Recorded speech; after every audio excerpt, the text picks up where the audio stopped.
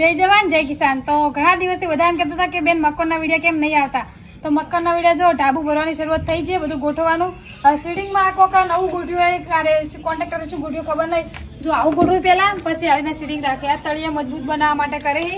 તો એમ કહેતા હતા કે આ મકરમાં સીડી બધું અલગ બને હે, તો આપણે ઉપર બતાવશે અને આ તો આખી ફેમિલી પેલા ઢાબા ઉપર ચડી જઈએ અમે, જે ઢાબુ બન્યું નહીં પણ ઢાબા ઉપર ચડી જ ના પપ્પા આપણે ચારનું ઈચ્છા હતી કે અમારે જે ઢાબુ બનશે ને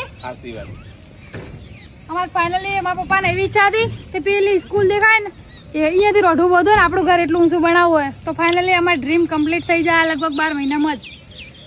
પહેલો માં હશે, હજુ બીજો બનશે અને ત્રીજે શું બને ઓલું બને। હા, એટલા માટે જ હું કહું છું કે યુવાનોને કહું છું કે વિચારો ઊંચા રાખો। હા, તમારા વિચાર ઊંચા હશે ભગવાન 100% સાંભળતો હોય છે। અમે સપને નતું વિચાર્યું કે આ સ્કૂલ જેટલું ઊંચું મકાન અમારું બનશે, અને એ ઈચ્છા ભગવાને આજ પૂરી કરી છે। શોર્ટ ટાઈમમાં અમે સ્કૂલના લેવલનું મકાન અમારું 3 માળની બિલ્ડિંગ અહીંયા બની જશે। તો ટૂંક સમયમાં તમે પણ જોવા આવજો અમારું મકાન કેવું બને છે। તો જો મકાન બને રહ્યું છે અને આપણે આ પેલું ઢાબુ છે, પણ બધાને અમારા ઘેર લાડવા ખાવાની રાહ જોઈ રહી, એટલે મકાન રોજ બતાવજો કે ચાર તૈયાર થાય। પપ્પા શું કેવું, બધાને લાડવા ખાવા આપણા ઘેર? આખું ગુજરાત નહીં પણ જે ગુજરાતીઓ વિદેશમાં છે ને એમને આપણે બોલાવાના છે।